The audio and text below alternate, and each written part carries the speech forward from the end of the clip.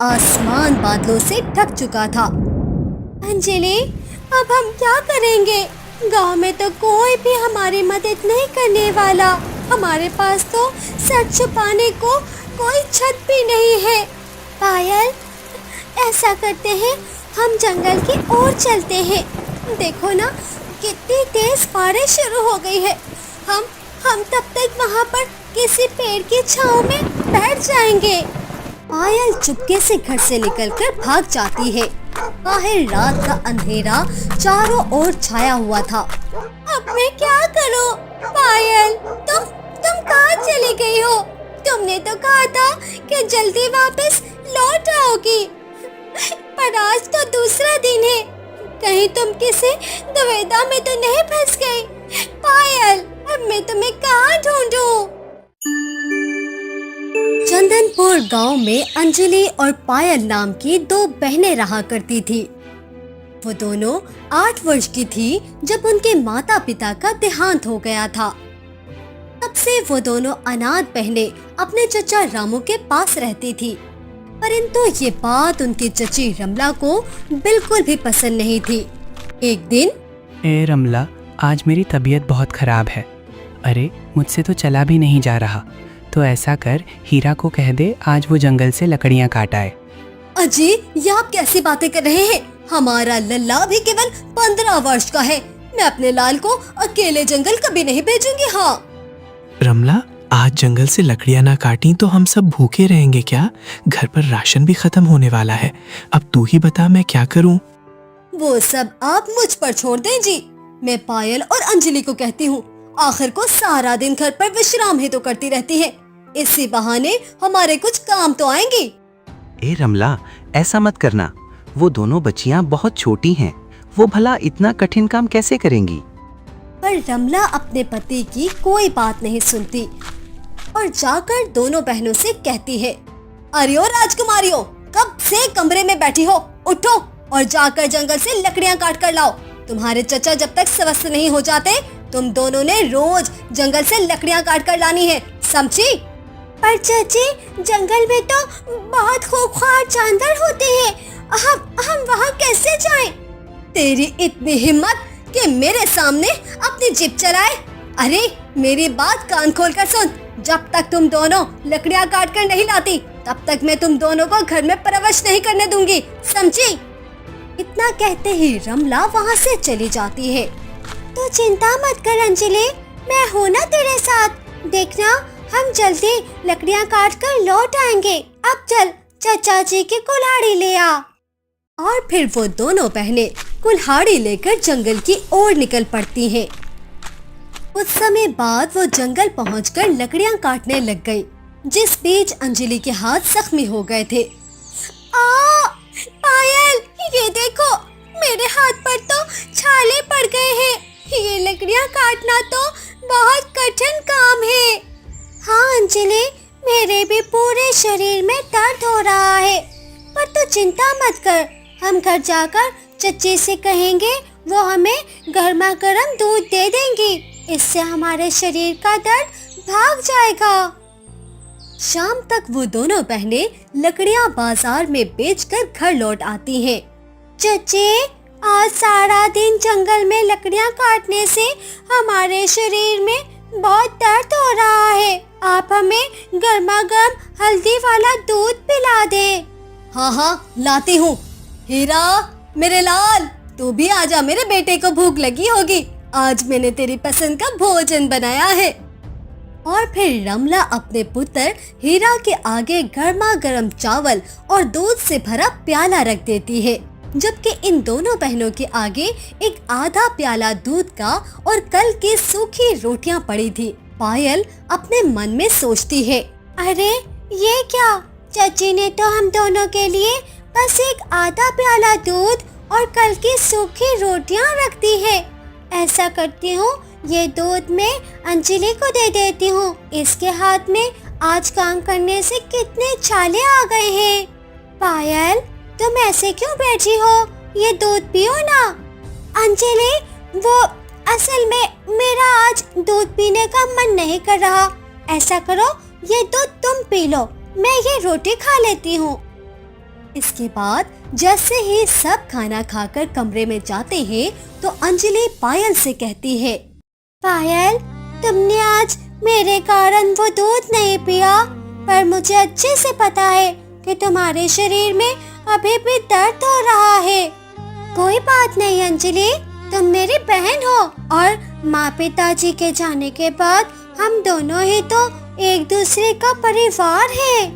पायल, मैंने देखा है रसोई में अभी भी दूध रखा हुआ है। तुम रुको, मैं चुपके से जाकर तुम्हारे लिए थोड़ा सा दूध ले आती हूँ। और जैसे ही अंजलि रसोई से दूध का प्याला भरकर निकल रही थी तो कोने में खड़ा हीरा उसको देख लेता है।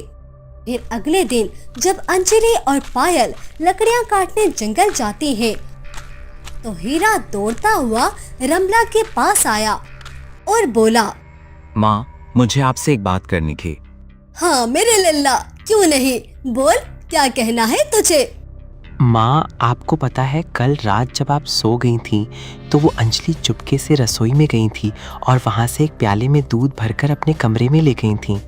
क्या उस अंजलि की इतनी हिम्मत कि मेरी रसोई से दूध चोरी करे? अरे आने दो उसे, आज तो उसको अच्छे से सबक सिखाऊंगी।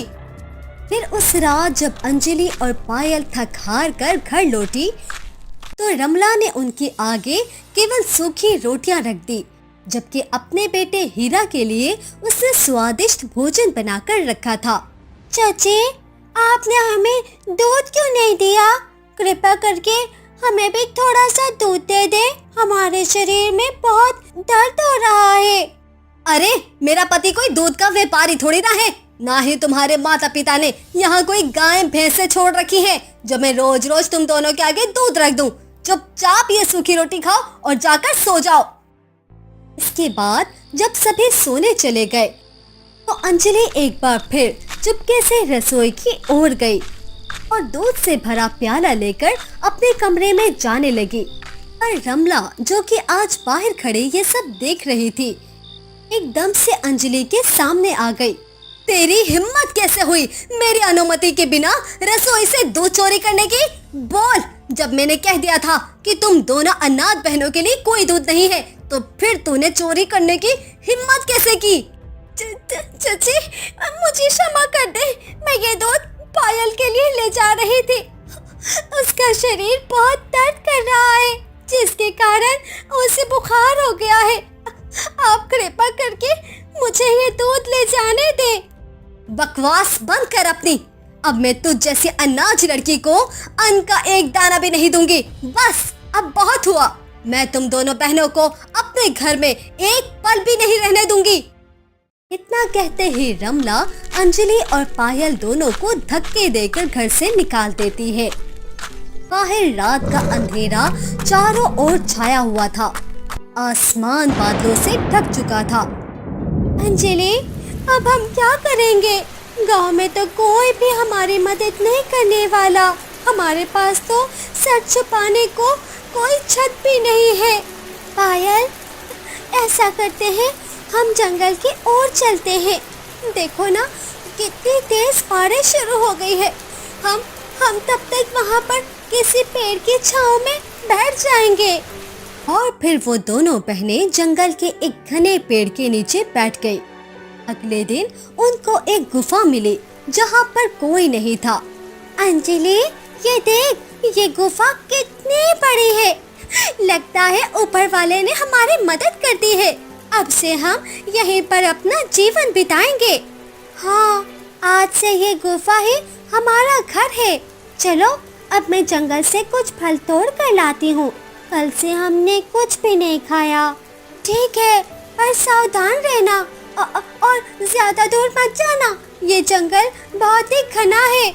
मैंने सुना है आगे गहराई में बहुत ही खौफनाक जानवर होते हैं। और फिर यूं ही दिन बीतने लगे। एक दिन पायल अंजलि से कहने लगी, अंजलि, लगता है आज शाम को बारिश होगी। देखना, कितने गहरे बादल आ गए हैं। मैं ऐसा करती हूँ, जाकर अभी से कुछ सूखी लकड़ियाँ काट कर ले आती हूँ। अच्छा ठीक है, पर जल्दी वापस आ जाना पायल। इसके बाद पायल लकड़ियां काटने थोड़ी ही दूर गई थी जब अचानक से उसके सामने मोहन नाम का शिकारी आ गया। तुम कौन हो बच्ची, और इस घने जंगल में अकेली क्या कर रही हो? क्या तुम्हारे माता पिता को पता है कि तुम ऐसे जंगल में अकेली आ गई हो? मेरे कोई माता पिता नहीं है, मैं अनाथ हूँ। क्या मतलब? तुम अनाथ हो? इसका मतलब तुम्हारे इस संसार में कोई नहीं है? मोहन की बात सुनकर पायल अपने जीवन की सारी दुख भरी घटना बिना सोचे समझे उसे सुना देती है। अरे वाह, क्या जबरदस्त शिकार हाथ आया है। वाह मोहन वाह, तू तो एक नंबर का शिकारी निकला। ऐसा करता हूँ, इस बच्ची को झूठी दया दिखाकर इसे अपने साथ ले जाता हूँ। फिर कुछ वर्षों बाद जब ये जवान और सुंदर कन्या के रूप में आ जाएगी तो इसे महंगे दामों में सेठ को बेच दूंगा। पायल बेटी, तू चिंता मत कर। अब से तू अनाथ नहीं है, बल्कि मैं तेरा पालन पोषण पिता बनकर करूंगा। तू चल मेरे साथ, मेरे घर में तुझे किसी चीज की कमी नहीं होगी। पर मोहन चाचा, वहाँ उस गुफा में मेरी एक बहन भी है, आप उसको भी लेकर चले। मैं अपनी बहन अंजलि के बिना आपके साथ कैसे जाऊं? अरे हाँ, मैं उसे भी ले आऊंगा। पहले तो आजा मेरे साथ। देख, शाम होने वाली है, हमें जल्दी इस घने जंगल से निकलना होगा। चल चल।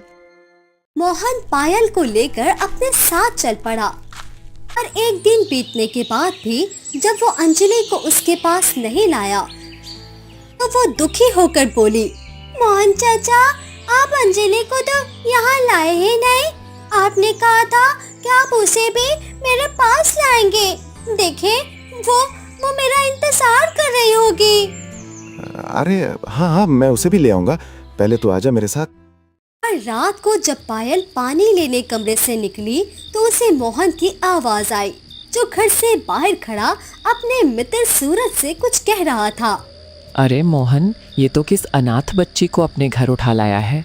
कल तक तो तू कह रहा था कि तेरे पास खाने को पैसे नहीं है, और आज तू एक अनाथ लड़की को उठा लाया। अबे मूर्ख इंसान, ये कोई साधारण बच्ची नहीं बल्कि खजाना है, खजाना। देख तो जरा, वो अभी से कितनी सुंदर है, तो सोच जरा कि कुछ वर्षों बाद और कितनी सुंदर हो जाएगी। मैं उसके जवान होते ही उसे सेठ को भेज दूंगा। तुझे तो पता ही है वो सेठ सुंदर स्त्री के बदले कितने ज्यादा पैसे देता है। अब चल जा यहाँ, कहीं वो पायल हमारी बातें ना सुन ले। मोहन वहाँ से अपने कमरे की ओर चल पड़ता है, जबकि पायल ये सब सुनकर घबरा जाती है। नहीं, ये मोहन चाचा तो मुझे बेचना चाहते हैं। उन्होंने तो कहा था वो मेरा पालन पोषण पिता बनकर करेंगे, पर नहीं, वो तो एक लालची मनुष्य है।